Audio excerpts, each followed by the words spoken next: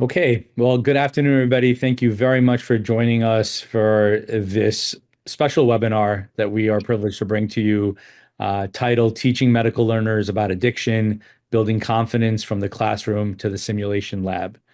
The webinar is being put on by COPE, which is the Coalition on Physician Education and Substance Use Disorders, and funding in part is provided via a grant from the Opioid Response Network via SAMHSA. And just to be clear, that the views expressed in today's webinar by our presenters, as well as myself as a moderator, do not reflect the official policies of the Department of Health and Human Services. With that said, let me introduce myself really quickly, and I'll introduce you to our two speakers. My name is Sandeep Kapoor. I serve as the president of the board for COPE. However, on my daily job, I work at Northwell Health in New York State and belong to the faculty of Hofstra University for the medical school and nursing school and physician assistant school. With that said, it's my honor to introduce you all to Dr. Tyler Coyle, who's assistant professor and co-director of the Division of Addiction Science, Prevention, and Treatment for the Department of Psychiatry at the University of Colorado School of Medicine, where he also serves as the assistant dean of admissions, as well as clinically supports patients that may be struggling with their relationship with alcohol and drugs. And secondly, we are very privileged to be joined by a current medical student. Tyler Igoe is joining us, who's an MS4, and we're hoping that Tyler will also share his insights from the student perspective about the curricular activities that Dr. Coyle will walk us through. So with that said, thank you everyone for joining us. I would ask everyone to stay muted. However, let's use the chat function to share which your full name as well as what organization you're coming from. COPE really has power in numbers when it comes down to our champions and early adopters that are interested in diversifying their medical curricula within their schools. So we're very honored to have you all join us today, as well as the recording will be available to your colleagues that may not have been able to join today. So in the chat function, in the chat box, if you wouldn't mind just sharing your name and your organization, as well as throughout the conversation, if you have any questions for our speakers, feel free to put them in there and we will bring them up, or we'll have an opportunity for folks to unmute and you can raise your comments or questions personally. All right, with that said, Dr. Coyle, why don't we jump right into this and I'll ask you directly, why did you feel it was important to actually join us today for COPE's webinar and talk about your work at the University of Colorado? Thanks, Dr. Kapoor, and thanks everybody who's joining, and thanks especially to Tyler, who has helped me with a lot of the work that we've done over the past few years. I felt that it was important to hop on this webinar and share a little bit of what we've been working on for the reason that I imagine that a lot of you are on this call. An interest in addiction medicine, an interest in addressing the current issues affecting our patients who use drugs from lots of different angles, including one that's upstream to navigate the issues around providers and provider education, and equipping providers with the tools, the knowledge, the experience that they need in order to effectively treat and manage clinical scenarios where patients may be using drugs in a way that could be problematic. And so this is really sort of what I sort of came to this realization recently that I guess this is my career, right? This is like my calling of building education around addiction for the healthcare providers that are going out into the field, into communities to try to make a difference. So I'll take a step back and just give sort of an overview of some of the work that led up to this current work, because it's all kind of tied together. So in 2019, SAMHSA issued a grant program called PCSSU that was aimed at increasing the number of healthcare providers that had their X waiver. But specifically, they were targeting students. So they wanted to try to get as many folks early in their healthcare careers equipped and credentialed to prescribe buprenorphine for opioid use disorder as possible, right? So, as you may or may not recall, from 2002 to about 2023, physicians had to do an additional 8 hours of training before they could prescribe buprenorphine to treat opioid use disorder. Advanced practice providers like NPs, PAs, CRNAs had to do 24 hours, which is absolutely bonkers, to prescribe buprenorphine, a Schedule III substance. And that was the case with this SAMHSA RFA. They wanted to try to get more people with their X waiver early in their career. And so that led me to apply for this grant through SAMHSA to do this at University of Colorado, where I'm on the faculty. So we did that. We trained several hundred nursing, physician assistant, and medical students to get their X waiver, and they successfully completed those trainings, including the super long ones, which again, 24 hours is absolutely wild to me that was the rule. Then in 2020, as I was sort of embedded within the CU medical school curriculum, the folks who run the transition to residency course, which is a course for fourth year students, approached me and said, "Hey, I know you've been working on this addiction side of things. We're identifying a need in our transition to residency course for our learners to become better equipped and more facile with pain management and addiction treatment." And so they said, "Hey, could we partner up and work together towards creating a curriculum that addresses these issues?" And so this started a long and fruitful undertaking wherein we created a suite of materials aimed at providing pain management and substance use disorder treatment curricula for the fourth year medical students at CU. But we quickly realized, hey, maybe we should be expanding this and trying to broaden our reach. So we wanted to make something that was transferable, that we could disseminate and make available to folks, educators at other medical schools, at other PA programs, at other nursing colleges, really just to take it and adapt it for their needs, but to build a structure around which they could very easily download and adapt to their needs. And so what this ended up creating was it ended up being a heavier lift than we realized. But what we did was we created a 4-part series of coursework. And the first 2 parts were Pain Management 101 and Pain Management 201. And you can probably imagine what's covered in those sections. 101's the basics, 201's a little bit more advanced. To couple with these pain management materials, we also created Opioid Management 101 and Opioid Management 201. 101 opioid management is small group based, problem based learning around challenging interactions that I or my colleagues have had in our own careers, in our own practices, aiming at describing a challenging clinical scenario and then walking a facilitator through a guided sort of discussion with learners towards identifying some of the key and important themes that we thought needed to be addressed that were currently not being addressed in our curriculum. Opioid Management 201 then builds on that further by creating a standardized patient encounter based on those 101 materials. So if Opioid Management 101 was a scenario where a person was coming in complaining of low back pain, and they had borrowed someone's Percocet and they were coming into your clinic to ask for more Percocet because it let them work, and you have to have this conversation around, maybe that's not the best idea.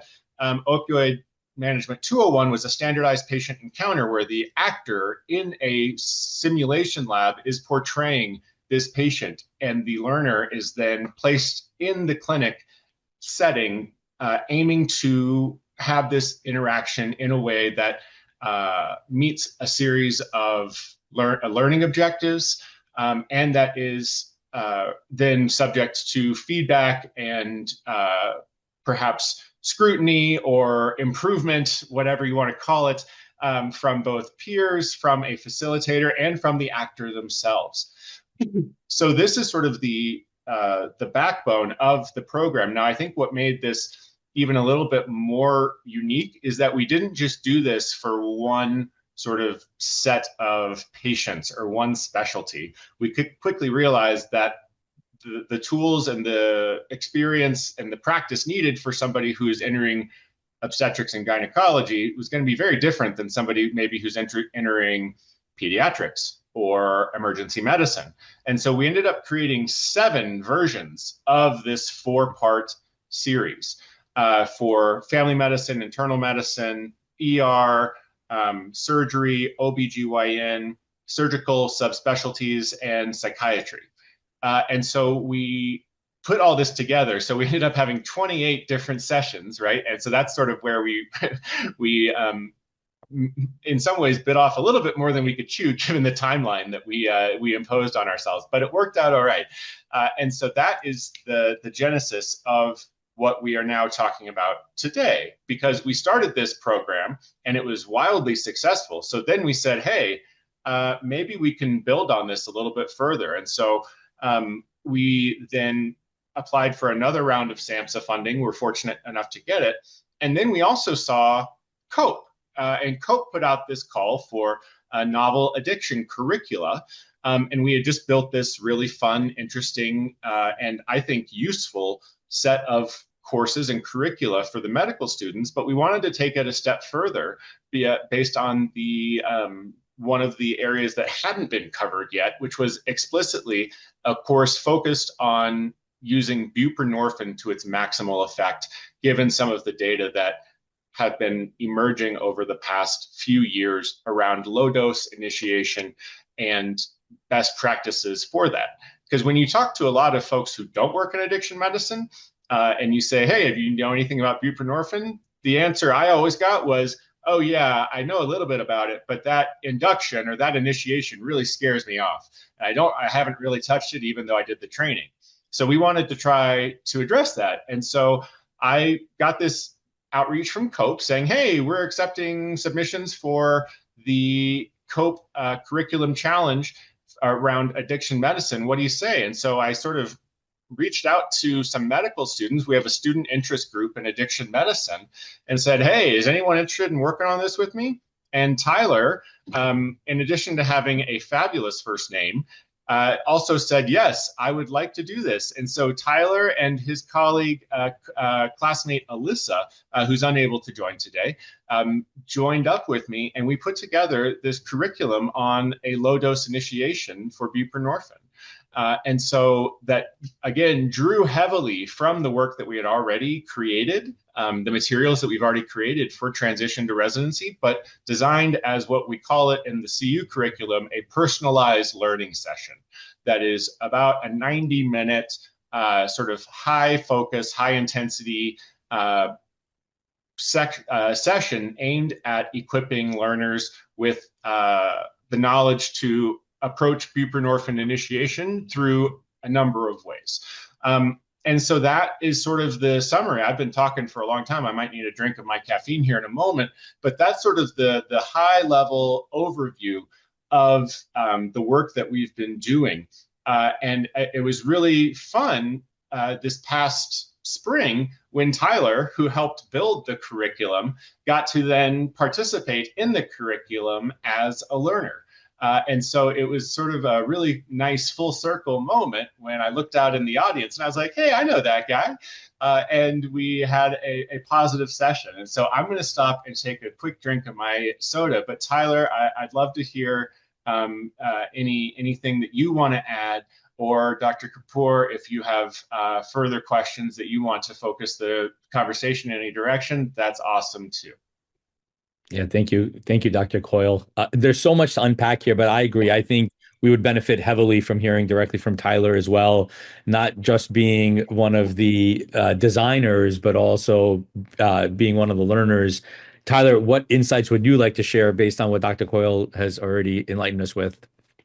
Yeah, I have a couple thoughts.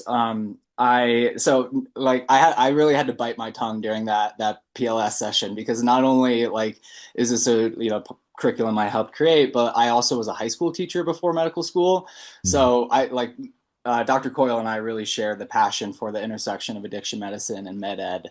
That was a really meaningful session for me, not only because of the content but because of the context as well.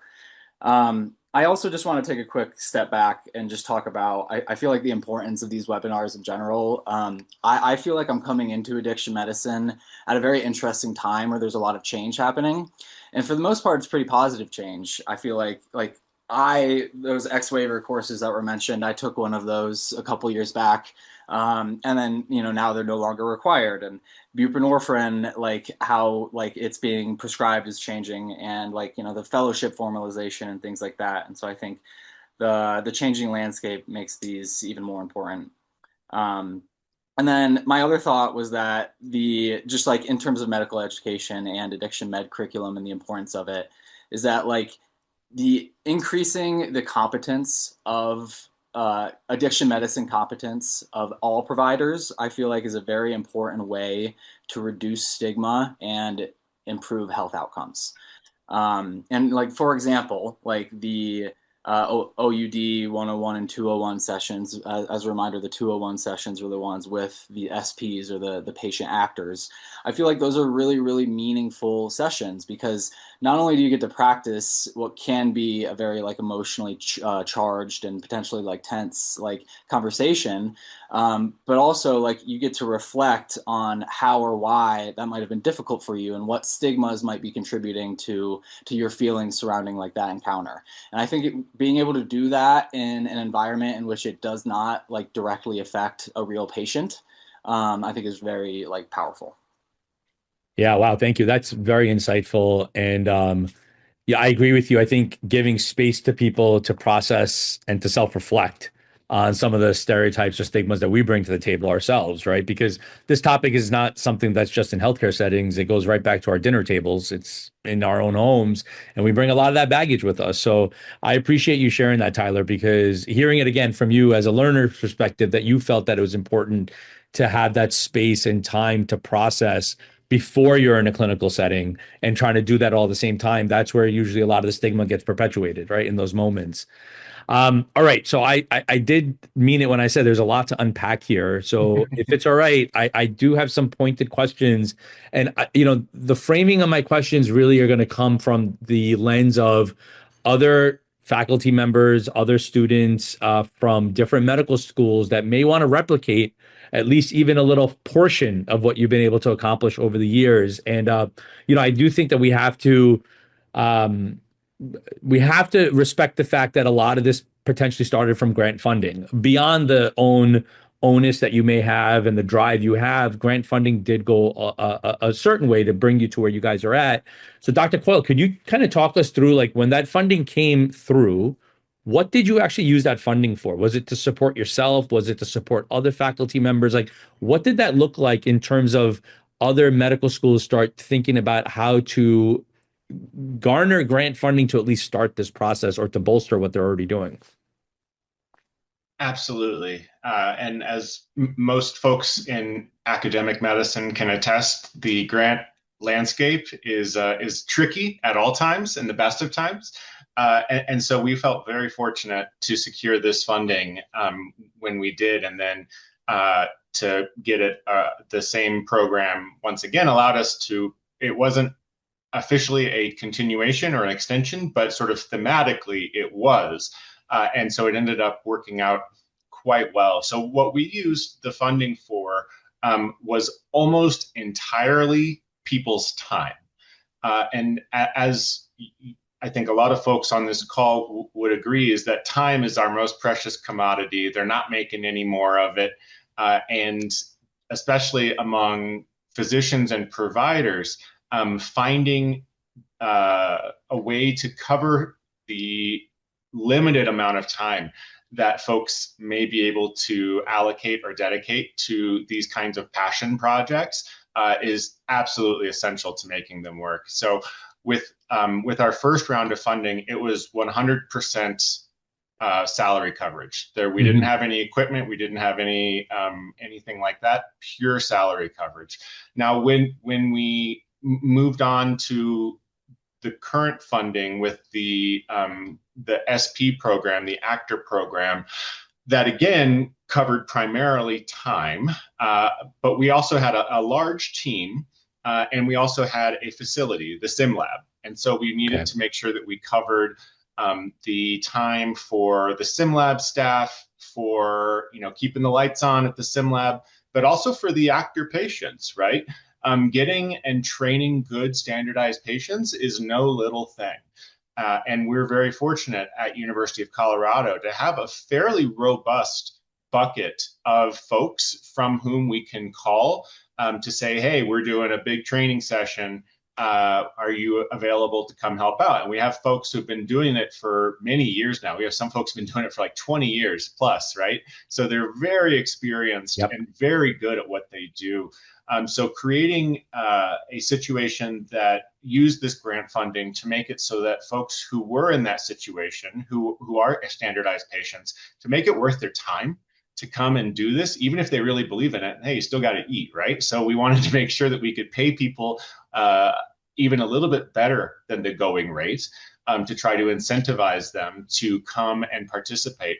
Because in addition to the encounters with the students, we also had the standardized patients who participated complete a training focused specifically on elements of portraying substance use disorder cases within a healthcare setting that our team helped create.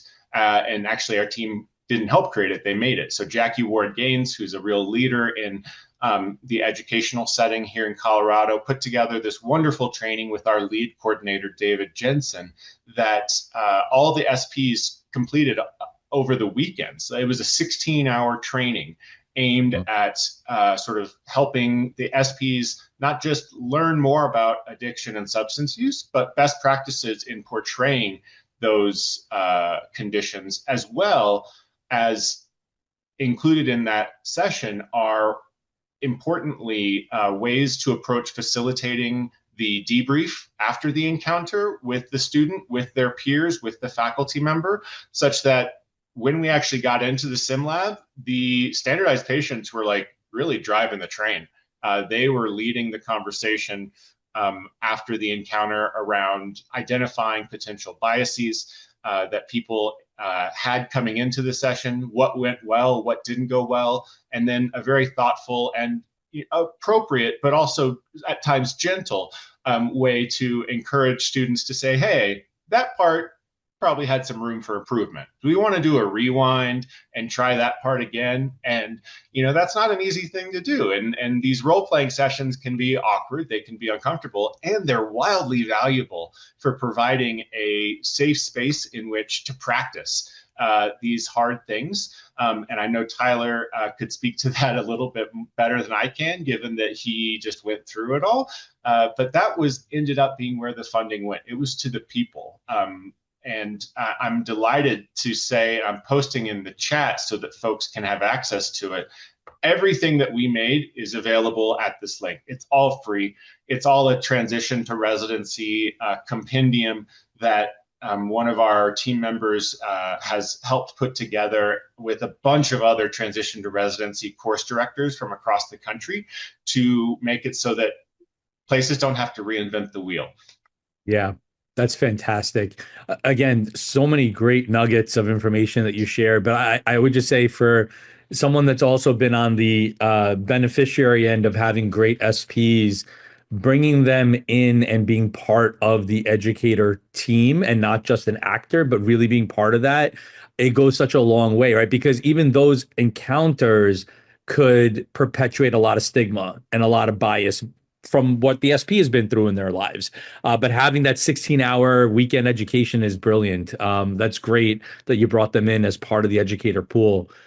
Just sticking to the funding really quickly, I would love to just throw this out there without knowing anything about the grant period and all that. But how do you sustain this? Like, what are your thoughts about sustaining this once that funding ends, especially when it comes down to the supporting SPs and potentially other faculty members? Yeah, that's the $1 million question, quite literally, right? Is Yeah. how to make it so that once the funding goes away, how do we keep it going? So some parts of it are easier than others, as you can probably imagine.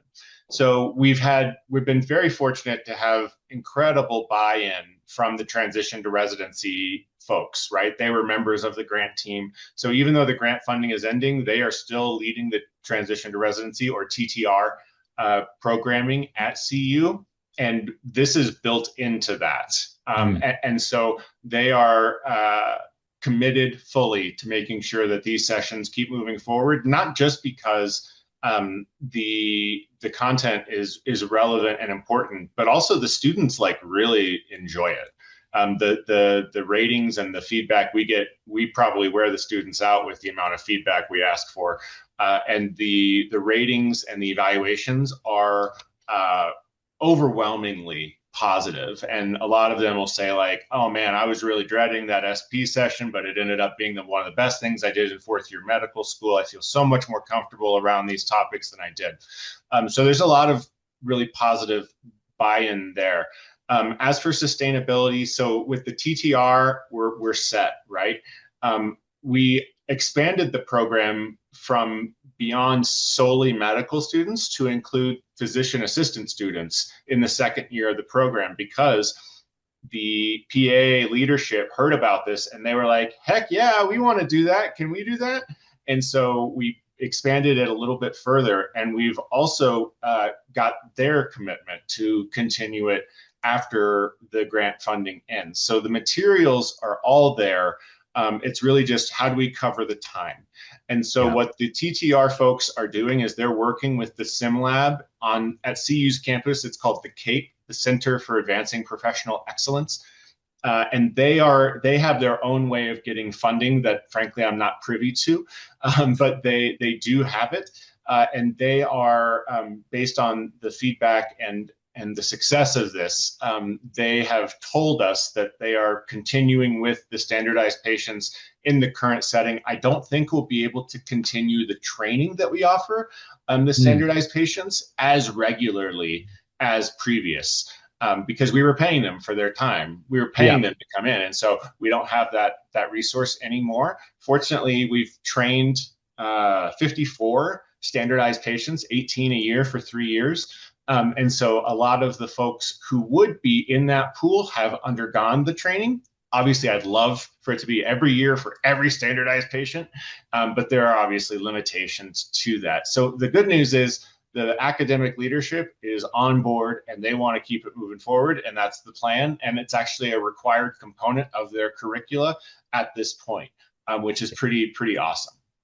Yeah, that's fantastic. And I think it's a great illustration to enlighten folks to realize that grant funding really just serves as seed money sometimes, seed funding, but to get to the point where you have where you're openly sharing reflections on buy-in from faculty, from leadership, from the students, but that would never have happened unless that grant funding supported that journey, right? Like it may have, but it may have taken many more years and a lot more stressors in life as opposed to having some seed money. And the reason why I bring this up is I don't believe a lot of folks capitalize on all these grants that are available out there to support the diversification of their medical school curricula. But I mean, your work is absolutely fascinating and a great illustration of that.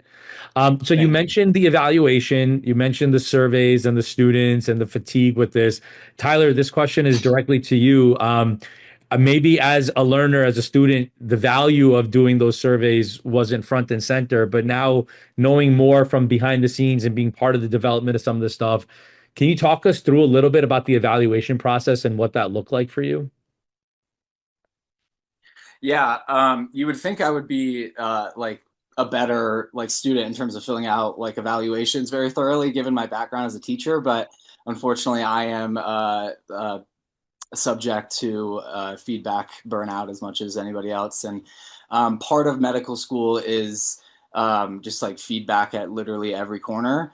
And unfortunately, I don't know of a great way to solve that. I've actually been thinking about this lately because the like the analysis of like how this course is doing is important to me and something that I will be talking about in upcoming things. And unfortunately, it is like a lot of just surveys and just like pretty like subjective information. We have some like harder information in the form of again, well, it's still pretty qualitative because it's survey feedback. However, I do plan on reaching out to some of the students that took the course in the first year because they are now residents, and so I'm hoping to get again qualitative but more longitudinal data from them on how competent or how like confident they feel in like buprenorphine use and induction and stuff like that. That's And great. and if I can dovetail on that, and I echo everything that Tyler just said. Again, Tyler, awesome name, love it. The other thing that I would add is that one of the things that we navigated was acknowledging the difficulty of getting all these evaluations and the fatigue that comes along with it.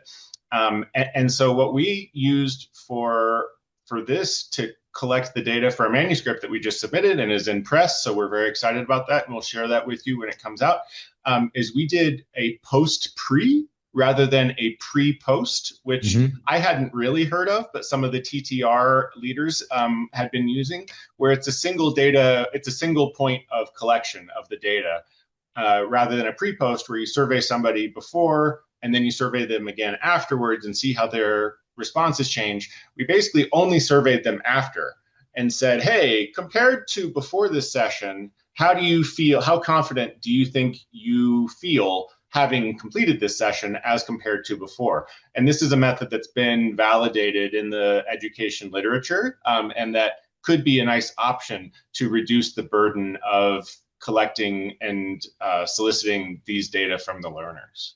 Yeah, that's a great point, and thank you for bringing that up. Part of the fatigue is not necessarily the questions being asked, but it's also the amount of time or the a number of touch points we're asking these questions. So that post pre definitely has a lot of value, and I'm sure Tyler and his colleagues appreciated the fact that they weren't being asked at every single touch point that you had with them. Could you talk us through a little bit about what were you looking for in the evals, and also was there any assessment? So I understand it's part of the mandatory now transition course. Are there actual formal exams? Is there an OSCE? Like what does that evaluation framework look like in totality? So, Tyler, I might ask for your input. My understanding is that there is not an OSCE. The assessment is very sort of pass fail. It's binary. It's like, did you show up? Did you put in a good faith effort? And if the answer is yes, then you're cleared. In which I think there's definitely room for enhancing that, but it comes with some drawbacks that you can probably think of. But Tyler, is that your recollection? I don't think that there was a test or anything. Yeah, so the SP session is a form of assessment. I would argue. Yeah. It is a lower form than a more formal test, but I think that is like very directly applying and assessing the skills that were taught in some of those sessions. In terms of the buprenorphine microinduction one, though, like no, there was not like a formal assessment. Yeah. And I'd add one quick thought. I just on the post pre thing, just not only like does it help reduce that feedback, but I think it also increases the quality of the survey data, given everything we discussed. Yeah, yeah, that's a great point. Yeah. The reason I want to harp on this evaluation part is because it doesn't cost us a lot. I mean, it does take time, but it doesn't cost us a lot to do this, but it's really important, right? So, Dr. Coyle, a lot of your inroads, even downstream inroads, are going to be based on the student feedback. Students have a very powerful voice in curricular development, Absolutely. especially when it comes down to feedback that's extremely positive, right? Because then why change what's not broken?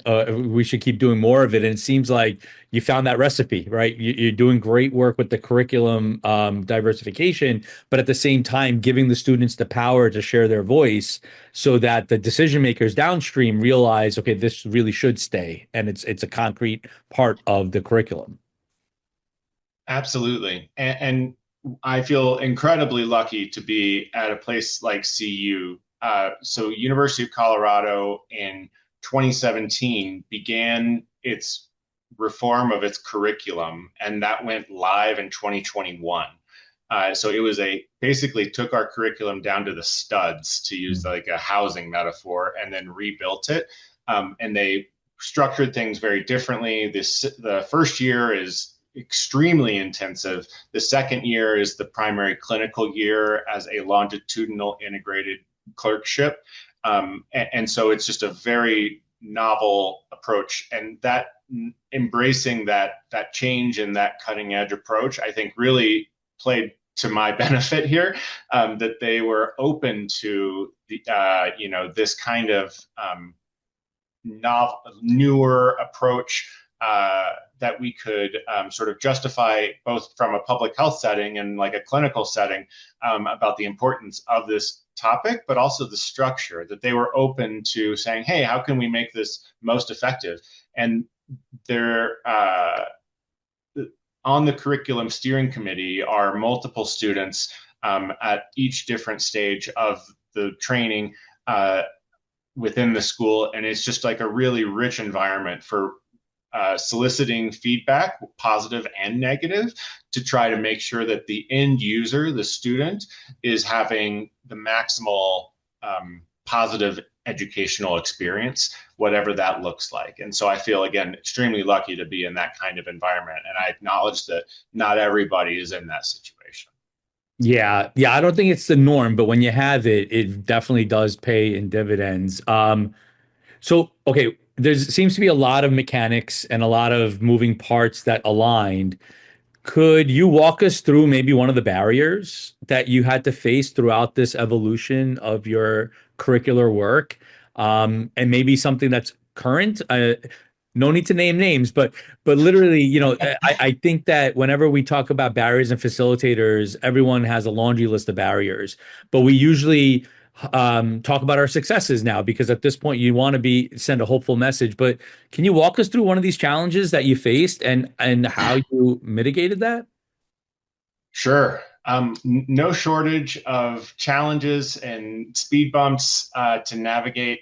I'll start an earlier one, fortunately, that we don't have to navigate any further, was again this ridiculous notion that advanced practice provider students needed to complete 24 hours of a course to prescribe a medication that's safer than Tylenol or alcohol. And so like there just wasn't enough space in the curriculum for the leadership to say, yeah, we're going to dedicate, 3 full days to this drug. It just like, and I couldn't even blame them. Like I came to them with my hat in hand and said, hey, are you willing to do this? And they basically said, they laughed me out of the room because it's just too much time. And so what we compromised on was, hey, what about like 4 hours, and then the students could do another 4 hours on their own and make it sort of an 8 hour thing so that it matched up what the medical students were doing. And they were open to that. And that's ended up being what we did. Fortunately, 2023, the X waiver got removed. So that barrier has resolved. I think from my perspective, one of the barriers that we are facing now, we've touched on, obviously, money. There's not enough of it ever. And time, there's not enough of it ever. From a sort of more practical standpoint, I'm just trying to think. I mean, honestly, this has been like such a blessing of a grant. Like it's gone really nicely without any major hiccups. I will say that grant reporting for federal grants can be a little bit of a bear, but that's sort of the price you pay. I think the main issue that we have faced, that we've had to navigate, has been candidly, we've had to adjust some of the wording to make sure that we're compliant with the current federal guidelines around content, which has been a little bit tricky, right? We're working in addiction treatment, and we can't talk about harm reduction, which is sort of strange to me. I understand that people have perspectives about the value of it, but when we're looking at the evidence, it's overwhelmingly clear that harm reduction is a positive for patients. And in medicine, that's what we're doing, right? I mean, prescribing a statin is harm reduction. Prescribing glipizide is harm reduction. And so the idea that we aren't allowed to talk about it when we're talking about substance use was a little bit tricky to try to navigate that, make sure that we're in compliance. But I will be candid in saying that, knock on wood, that we had a fabulous experience with this, and making sure that we were able to provide the training that we were proud of to people that were excited about it, and who hopefully are able to go forward and put it to good use. And so I don't know. Yeah, Tyler, I mean, were there barriers from your end as a student that you saw or that you would comment on? My only thought would have been regarding like evaluations and assessment, which I feel like we've discussed, but I don't have anything novel.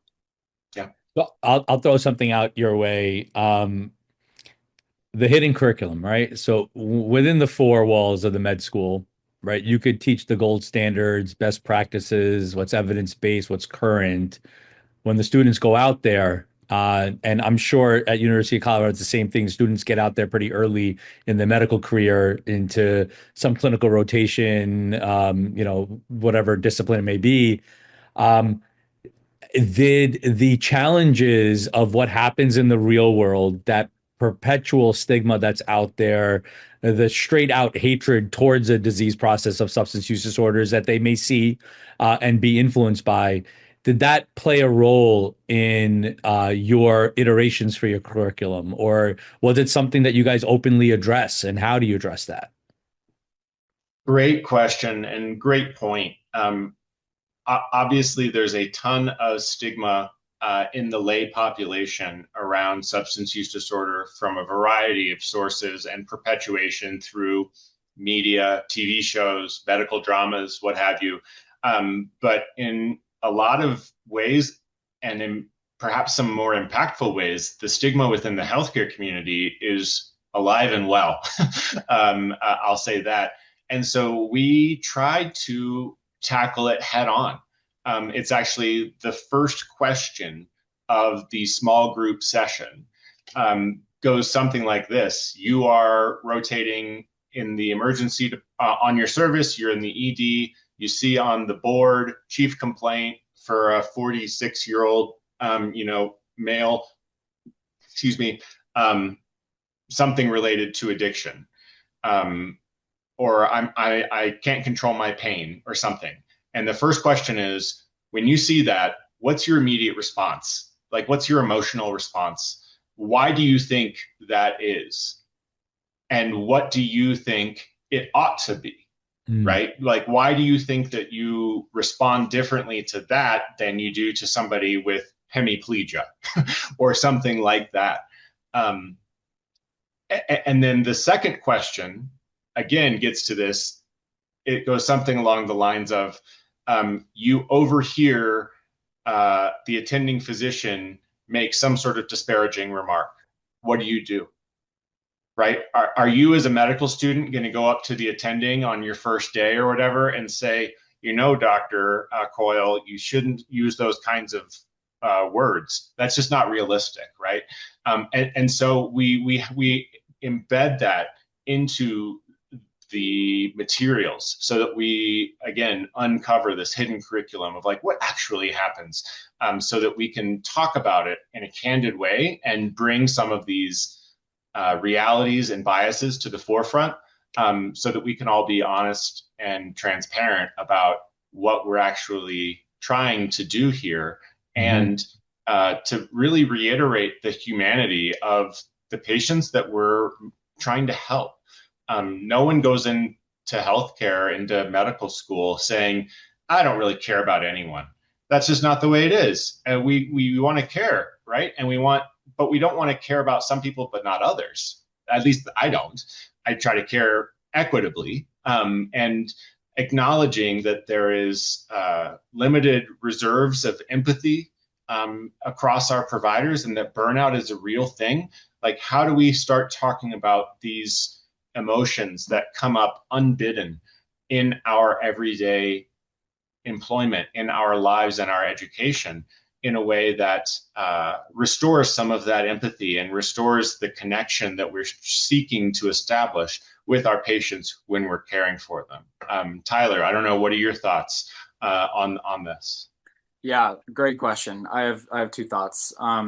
First of all, I think as I mentioned earlier, like the fact that these sessions force an earlier reflection is very important, because when you experience something that you're uncomfortable with in a clinical setting, you're less likely to reflect on it in like a meaningful and like in the kind of way that would induce change, because you're much more likely to just be like you have things to do, you have like time constraints to worry about, and you're much more likely to give the patient to somebody else or whatever. And so I think that, and then I also think, and I appreciate you mentioning the hidden curriculum in this question, because I think that's a really important part of the stigma and how it's perpetuated. And that, you know, if you repeatedly hear like stigmatized statements and no one says anything, then that like contributes to internalized bias. And I think if you have more confidence in and like this information, this part of medicine, then you're more likely to advocate for your patients when stigma is like, I don't know, affecting their healthcare in some way. Tyler, beautifully stated. Very beautiful. I know you're making Dr. Coyle really proud with that statement. That is a very insightful reflection, and I'm gonna ask you to keep sharing that with all your colleagues, right? Because yes, there is a hierarchy, right? And we all know there's a hierarchy, especially as a medical student, when you're on an interdisciplinary clinical team. To Dr. Cole's point, you're probably not going to tap somebody on the shoulder and be like, "Hey, you did that wrong." But there is power that the students bring to this equation, and it really does come back to feeling confident and comfortable, and primarily identifying that the people that may be perpetuating that stigma probably feel really uncomfortable around this topic. So that's where a medical student really has a lot of power, which is where you can serve as the educator politely and respectfully, but you can start building the confidence of the folks that may be teaching you out in the real world. So I appreciate you sharing that. I really, I mean, I smiled, I giggled when you said it because, and I smiled because even I'm proud of you. I don't even know you, but I'm proud of you for saying that because I think all of us would wish that every medical student walks away with that understanding. So let's, we have about 10 minutes left, and I do want to open it up to our colleagues that have joined us. If anyone has any questions, feel free to raise your hands. But before they do, Dr. Coyle, I would love to hear from you as well as from Tyler. If there was one wish list item you had, right, in terms of where you want this to go over the next like 6 to 12 months, what would be that one wish list item that you needed that decision maker to hear and to be supportive of? Ooh. I have a quick one. Please go Um, for it. I think, you know, this content is most important for fourth year students going into residency. But I think given the way CU's like new and a lot of other med schools like curriculum is set up with like earlier clinical exposure, I think more like kind of sessions like this earlier on in medical school would be very beneficial as well. And, you know, the question would be how to do that, how to get that funded, where exactly to put that in our curriculum. It would make more sense in this embedded in the second year, because we have like most of the courses are first year, but there's embedded stuff as well. So that would be my knee-jerk reaction. Great. Thank you That for would that that would be super cool. I would love to have more contact earlier on. We have some, um, though I imagine just about every specialist who's involved in medical education thinks that their specialty should be highlighted more frequently and earlier in the educational process. But yeah, I would love that. What I would love to see happen from here moving forward is uptake of the resources that are available online at different institutions, and then to be like in touch with those people so that they could say, hey, we downloaded this and we adapted it this way. What do you think? And I'd be like, hey, that's awesome. And really sort of trying to build that network and that collaboration so we can continue building this resource out so that it becomes more and more useful for folks no matter where they are. The transition to residency materials are not solely, as you could probably imagine, it's not just around addiction and pain management. They have a whole bunch of really valuable content. And I think just continuing to build it out so that it's bigger and more useful would be where I would love to see this go. In addition to, again, additional exposure and time dedicated earlier in the CU curriculum. Yeah, that would be, oh, I would be delighted. Yeah. First, thank you both very much for sharing your wish list items. I think those match all of our wish list items that are in this space. More curricular time early on in the career of the medical student. But then, Dr. Coyle, to your point, and I think you said this beautifully, like whatever you guys have created there, it's not proprietary, right? You're doing it for the greater good. You're doing it for others to benefit. And what I just heard you say is you want people to utilize it and to come back and say, hey, this is what we're doing. Maybe we've had a different experience you want to incorporate or vice versa, if we can get some feedback. And, hopefully COPE can serve as this mechanism at least to connect folks and get this information out there. So I just reshared that link that you put in the chat earlier, as well as I'm sharing the other webinars that COPE has been part of so that, we can keep spreading the word out there. Because I really do think that's how this is going to change, and it's going to become part of mainstream medical curricula and not just a passion project where many of us have started this work. Let's pause here for a second if it's okay, and I would love to see if any of our attendees have a comment or reaction or question for our two amazing speakers today. Okay, so Rachel just put something, Dr. Linger just put something into the chat. Apologies if I missed this by joining late. Can you give us an idea of the delivery methods and contact hours? I heard you talking about SP Sims. How many of those, and is the rest small discussion, in-person, asynchronous? What is the time investment for the students? Yeah, great question. And hi, Rachel. It's nice to see you. She's just down the road at Rocky Vista in Colorado. So it's nice to see your headshot, and I hope you're having a great day, Rachel.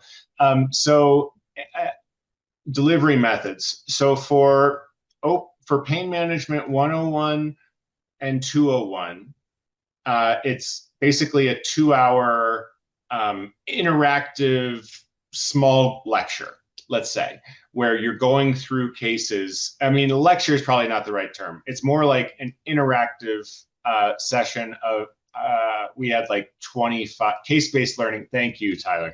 Case-based learning, where you have anywhere maybe a dozen or 24 students along with a facilitator or two, and you're going through cases and sort of discussing with this group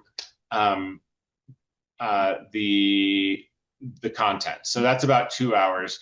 Again, for opioid management 101, again, small group, case-based, again, probably like another 90 minutes. And then the SP session, the way that we structured it is we have a group of 4 students, 1 standardized patient, and then 1 facilitator. So there's 6 people. Sometimes we don't have enough faculty to facilitate, so the standardized patient ends up being sort of the primary facilitator, which is why this training has been so helpful.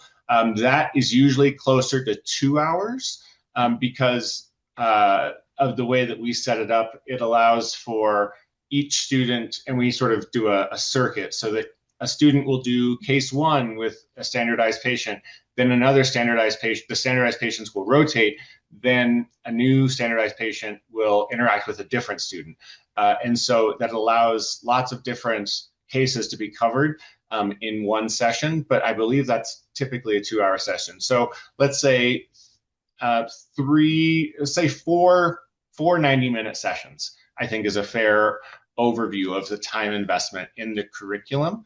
Um, and And then the uh, buprenorphine microinduction class was an elective class. So those four were like built required and built into TTR. And then for the electives, students got to sign up for things based on their like unique interests and planned specialties. Yeah. yep. And Great. we didn't have anything that was asynchronous or hybrid. It was all in person. Great, thank Um, you. And then we have another question from Jamie about special populations, right? So SDOH and the crossover with OUD, so pregnancy, adolescence. How does that play a role into your curricular content? Great question, Jamie. So we tried to incorporate all of those elements and those populations whenever feasible, and tried to aim them within the specialties that would be most likely to be encountering them. So for adolescent patients, yeah, we had the pediatrics side of things that covered adolescent substance use cases, as well as neonatal abstinence syndrome management and those kinds of conversations with the parents. And then with housing insecurities, we do include sessions on harm reduction, and then emergency department. We did have elements where the case featured somebody who is experiencing homelessness, navigating how to get that person plugged in with resources, trying to get them sort of to syringe access, those kinds of elements. Again, care navigation. And so we tried to include those within each specialty. I think you could argue very reasonably that homelessness affects every specialty, and that's very true. But we only have so much time and so much space within the curriculum that we sort of had to pick and choose at some point. And so, yeah, it was really it was fun and a fun challenge to try to incorporate the highest yield and highest impact content that we could, and then align it with the specialties that we had sort of predetermined within the TTR framework to try to make sure that the cases are covering what our people think was most important. And I'll add, it wasn't just Tyler saying, "Hey, I think this is important." We basically went to the chief residents for each specialty, as well as attendings within each specialty, and they helped create the content given the parameters of like pain management or substance use management, like within their specialties. So we tried to make it as relevant as possible by leveraging the resources that we have on campus with the specialties that we have. That's amazing. I'm sorry, Tyler, I saw you unmute. Yeah, I had just a quick thought. I just students really appreciate that specialty like customization. Like I think that really like increases engagement. And then I also just to CU's credit in terms of like social determinants of health and that like kind of interplay with all of this stuff. I feel like CU has done a very, very good job of like incorporating that into the curriculum at almost every step of the way to the point where like I hear the word insulin and I think refrigerator access. Like it's like I'm like operant conditioned at this point. So Well, and that's the thing, right? So, like to your point with this curricular aspect, you only have so much time, but you're also relying on the learners to connect the dots, right? And to your point, Tyler, if you've been hearing this about SDOH and all the different components about how members in the community could struggle in so many different ways, you and your colleagues are connecting those dots when you're hearing about opioid management or you're hearing about pain management. It's kind of second nature at this point, which is great to hear for the next generation of clinicians out there. We're right at time. I can't thank you both enough. I'm really excited to read your manuscript when it's out there. It's probably under embargo, but once it's out of embargo and it's published, please do share it with us, and we'll blast it out via Cope, so folks can also feel empowered by the work that you're doing and the outcomes that you've had. Um, why don't we leave it with some parting thoughts? So, Dr. Coyle, I'll start with you. What would you like to be like the main takeaway for at least the folks that are watching the recording or have joined us today? What message would you like to send to everybody? And then Tyler, we'll end it with you from your learner perspective. Keep fighting the good fight to get this content in front of the learners. because it's so important. And I got very little of it in my own education. I'm hopeful that we can change that for the future generations so that we can get care to people who need it and good care to people who need it. Thanks, Dr. Coyle. Thank you. Tyler? Yeah, I just want to say thank you for like your passion in this work. It can be thankless sometimes, so thank you. I appreciate it. Well, beautifully stated yet again, man. And hopefully our communities will realize, right, that there are some really good folks out there that are trying to change the narrative. And you're part of that, Tyler. So thank you for what you do and good luck with your residency applications and so on. Dr. Coyle, very nice meeting you. Tyler, very nice meeting you. On behalf of COPE, to everybody, thank you for joining. We'll have this recording available on the website as well with the previous webinars. Stay in touch. We'll keep disseminating information out there and hope that every medical school continues to diversify their curriculum to insert substance use care into the mix. Thank you very much, everybody. Have a great day. Thank you. Great to Thank see you. you. It's great seeing you as well.